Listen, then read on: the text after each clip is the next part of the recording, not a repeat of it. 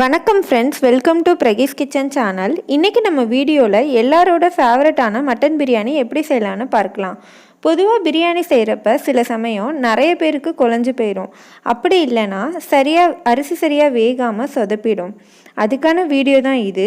நாம் இன்றைக்கி வீடியோவில் பிரியாணி குலையாமல் உதிரியே எப்படி செய்யலான்னு பார்க்கலாம். வீடியோக்குள்ளே போகிறதுக்கு முன்னாடி இது வரைக்கும் நம்மளோட பிரகீஸ் கிச்சன் சேனலை சப்ஸ்கிரைப் பண்ணலன்னா சப்ஸ்கிரைப் பண்ணிவிட்டு பக்கத்தில் இருக்க பெல் ஐக்கானையும் கிளிக் பண்ணிக்கோங்க. அப்போ தான் நான் தொடர்ந்து போகிற வீடியோட நோட்டிஃபிகேஷன் உங்களுக்கு வரும். வாங்க 1/2 கிலோ மட்டன் பிரியாணி செய்கிறதுக்கு தேவையான பொருட்களை பார்க்கலாம்.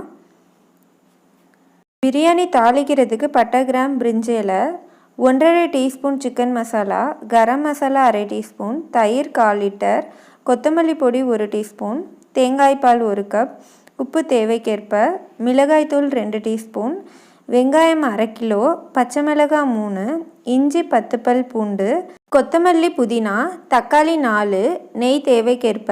இது எல்லாத்தையும் முன்னாடியே எடுத்து வச்சுக்கலாம். அப்போ தான் செய்கிறப்ப நமக்கு ஈஸியாக இருக்கும். வாங்க இப்போ எப்படி பிரியாணி செய்யலான்னு பார்க்கலாம். பிரியாணி செய்கிறதுக்கு எண்ணெய், நெய் ரெண்டையும் சரிபங்காக எடுத்துக்கலாம். நான் இதில் 5 டீஸ்பூன் எண்ணெய், 5 டீஸ்பூன் நெய் சேர்த்துருக்கேன். இப்போது தாளிக்கிறதுக்கு 1 இன்ச் பட்டை, 2 கிராம்பு, பிரியாணி இலை சின்னதாக, 1 டீஸ்பூன் சோம்பு, இது எல்லாத்தையும் சேர்த்து தாளிச்சிக்கலாம். ஒரு 2 நிமிஷம் கழித்து நம்ம நீளமாக நறுக்கி வச்சுருந்த 1/2 கிலோ பெரிய வெங்காயத்தை சேர்த்துக்கலாம். அதோடவே 3லேருந்து 5 பச்சை மிளகாய் சேர்த்துட்டு வெங்காயம் சீக்கிரமாக வேவுறதுக்காக உப்பு 1 டீஸ்பூன் சேர்த்துக்கலாம். அதை நல்லா சேர்த்து மிக்ஸ் பண்ணி விட்டுக்கலாம். 2 நிமிஷம் மீடியம் ஃப்ளேம்லேயே இருக்கட்டும். நம்ம உப்பு சேர்த்துருக்கிறதுனால வெங்காயம் கொஞ்சம் சீக்கிரமாக வெந்துடும். இப்போ பாருங்கள், வெங்காயம் பார்க்குறதுக்கு கண்ணாடி மாதிரி தெரியும். இந்த சமயத்தில் நம்ம 4 தக்காளியை சேர்த்துக்கலாம். சேர்த்துட்டு தக்காளியை நல்லா கிண்டி விட்டுக்கலாம். நடுப்புற இந்த மாதிரி நம்ம கொஞ்சம் மசிச்சு கூட விட்டுக்கலாம். அப்போ தான் கொஞ்சம் சீக்கிரமாக வேகும். ஒரு 2 மினிட்ஸ் இந்த மாதிரி மசிச்சு விட்டுக்கலாம். அடுத்து நம்ம கொத்தமல்லி தழை, புதினா ரெண்டையும் சரி அளவில் நான் 100 கிராம் எடுத்திருக்கேன். அது ரெண்டையும் உங்கள்கிட்ட கம்மியாக இருந்தாலும் பிரச்சனை இல்லை. இந்த அளவு போட்டிங்க அப்படின்னா பிரியாணி கொஞ்சம் நல்லா இருக்கும், டேஸ்ட்டாக இருக்கும். சரிக்கு சமமாக பங்கு எடுத்துக்கோங்க. எடுத்துட்டு இதை நல்லா ஒரு 2 நிமிஷம் கிளறி விட்டுக்கலாம். இதோட பச்சை வாசனை போகிற வரைக்கும் நம்ம வேக வச்சுட்டு இதில் 3லேருந்து 5 டீஸ்பூன் வரைக்கும் நம்ம இஞ்சி பூண்டு விழுது சேர்த்துக்கலாம்.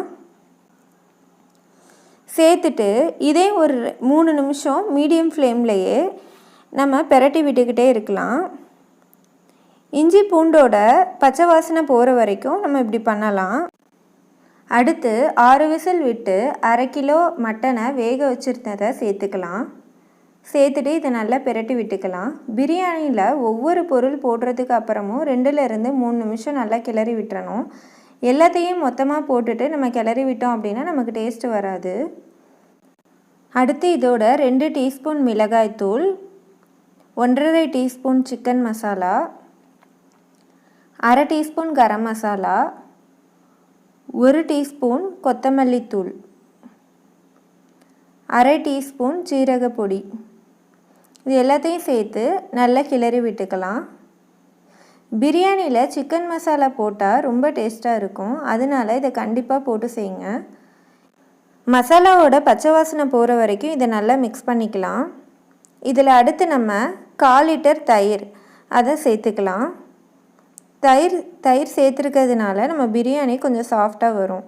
அதனால இதை நம்ம சேர்த்துருக்கோம். இதை நல்லா சேர்த்து நல்லா கிளறி விட்டுக்கலாம். 1 கிலோ அரிசிக்கு 1 லிட்டர் தண்ணி சேர்க்க போகிறோம். அந்த 1 லிட்டர் நீங்கள் மட்டன் வேக வச்ச தண்ணி கூட சேர்த்துக்கலாம். நான் மட்டன் வேக வைக்கும்போது 2 டீஸ்பூன் உப்பு சேர்த்துட்டு மட்டனை வேக வச்சுருக்கேன். நான் 6 விசில் விட்டுருக்கேன்.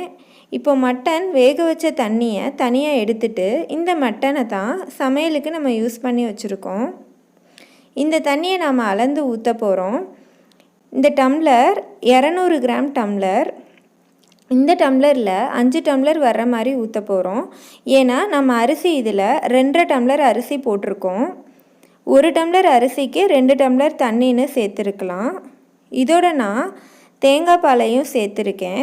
சேர்த்துட்டு இது எல்லாத்தையும் சேர்த்து மொத்தமாக இதில் 5 டம்ளர் வர மாதிரி தண்ணி எடுத்திருக்கேன். இந்த தண்ணியை மசாலாவோட சேர்த்துக்கலாம். நல்லா மிக்ஸ் பண்ணி விட்டுறலாம். இப்போ நம்ம இதில் 2 டீஸ்பூன் உப்பு இல்லைனா தேவைக்கேற்ப உப்பு சேர்த்துட்டு இதை டேஸ்ட் பண்ணி பார்த்துக்கலாம். நீங்கள் கடைசியாக டேஸ்ட் பண்ணி பார்க்குறது தான் இந்த பிரியாணி வந்து டேஸ்ட்டாக இருக்கிறதுக்கு காரணம். உப்பு கொஞ்சம் வைக்கிற மாதிரி இருந்தால் தான் பிரியாணி வெந்ததும் உப்பு கரெக்டாக இருக்கும். அதனால டேஸ்ட்டு பண்ணுறதை கரெக்டாக டேஸ்ட்டு பண்ணிவிட்டு 20 நிமிஷம் ஊற வச்ச பச்சரிசியை சேர்த்துக்கலாம். இது நம்ம சமையல் பண்ண ஆரம்பிக்கும் போது ஊற வச்சா போதும், அதுவே 20 நிமிஷம் ஆயிரும். இதை நல்லா கிளறி விட்டுட்டு ஒரு விசில் போட்டு எடுத்துடலாம். விசில் விட்டு எடுத்ததும் பிரியாணியை இப்படி நல்லா கிளறி விட்டுக்கலாம். எண்ணெய் இல்லைன்னா நெய் ஊற்றி நல்லா கிளறிக்கலாம். அப்போ தான் பிரியாணி கொஞ்சம் செட் ஆகும்.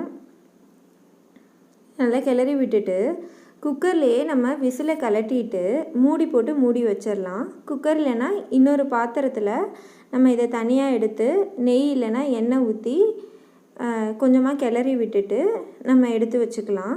இப்போ இதை நம்ம சர்வ் பண்ண ஆரம்பிக்கலாம். பாருங்கள், பிரியாணி குலையாமல் பார்க்குறதுக்கு உதிரி உதிரியாக இருக்குது. நீங்கள் இந்த வீடியோவில் சொன்ன மாதிரி பொருட்கள் எல்லாத்தையுமே போட்டு செஞ்சீங்க அப்படின்னா உங்களுக்கும் பிரியாணி இந்த மாதிரி சூப்பராக வரும். இந்த வீடியோ பிடிச்சிருந்துச்சுன்னா லைக் பண்ணிவிட்டு உங்கள் ஃப்ரெண்ட்ஸ்க்கும் ஷேர் பண்ணுங்கள். தேங்க்ஸ் ஃபார் வாட்சிங்.